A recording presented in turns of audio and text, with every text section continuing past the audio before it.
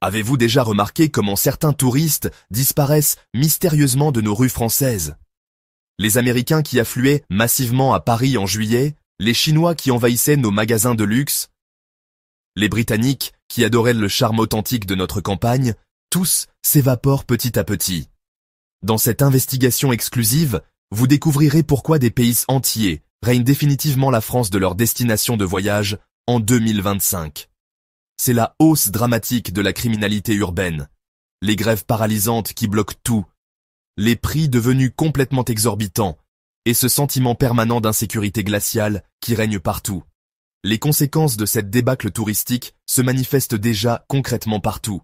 Hôtels totalement vides, guides professionnels sans aucun touriste à accompagner, commerces locaux déclarant faillite les uns après les autres. Les États-Unis représentent depuis des décennies l'épine dorsale économique du tourisme international français. Rien qu'en 2023, plus de 5 millions de visiteurs venus directement des États-Unis se passionnaient pour notre tour Eiffel emblématique.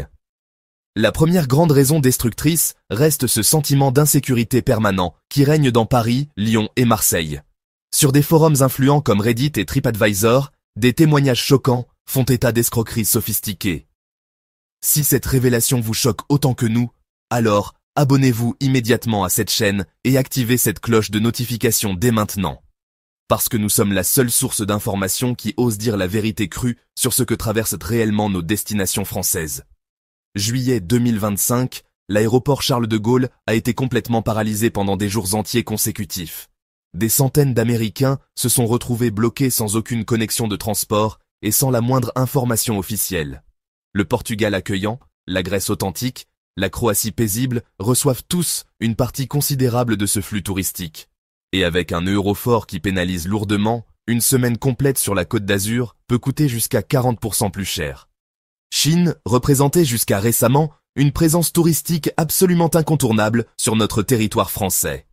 Rien qu'en 2019, on dénombrait officiellement plus de 2 millions de Chinois visitant activement la France métropolitaine. Des vidéos montrant ces expériences négatives traumatisantes sont devenues complètement virales sur Douyin, le TikTok chinois influent. Mais lorsqu'ils ont concrètement rencontré des grèves paralysantes des transports, des files d'attente absolument énormes.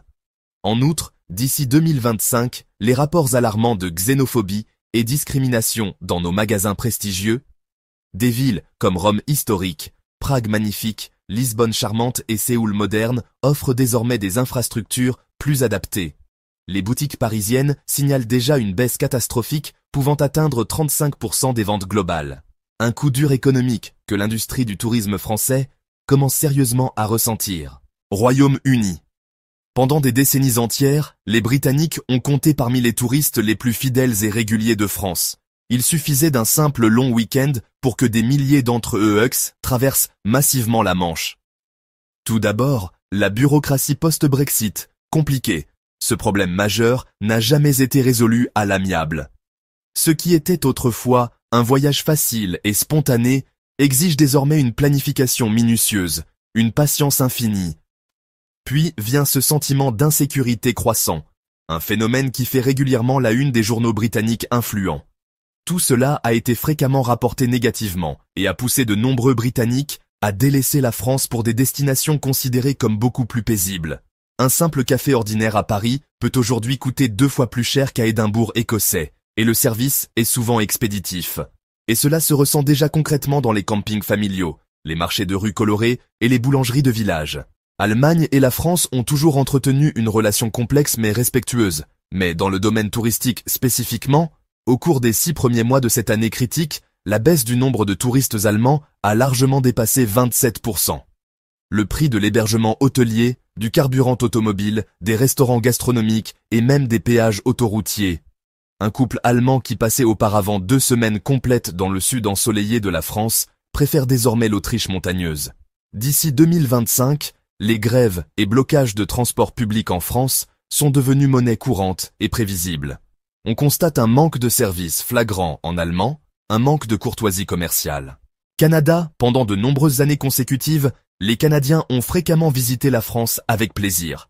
Le lien linguistique, fort, avec le Québec francophone, les dernières données officielles montrent une baisse de 31% du nombre de touristes canadiens. Le premier obstacle majeur a été cet environnement de tension sociale permanent, manifestations en série récurrentes, grèves paralysantes, résultats économiques immédiats, nombreux sont ceux qui quittent définitivement la France pour des pays comme l'Irlande verdoyante, le Portugal ensoleillé. Ce que nous avons constaté jusqu'à présent n'est pas simplement un déclin passager du tourisme saisonnier. Lorsque des pays comme les États-Unis, la Chine, le Royaume-Uni, le Canada et les Émirats arabes unis commencent simultanément à repenser leurs visites. Chaque visiteur perdu représente concrètement moins de consommation locale, moins d'emplois directs, moins de dynamisme économique. La France a toujours été historiquement synonyme d'élégance raffinée, de culture exceptionnelle, de gastronomie réputée et de beauté naturelle. Mais si notre pays continue d'ignorer systématiquement les signaux d'alarme évidents, alors cette crise va s'aggraver encore davantage et devenir irréversible.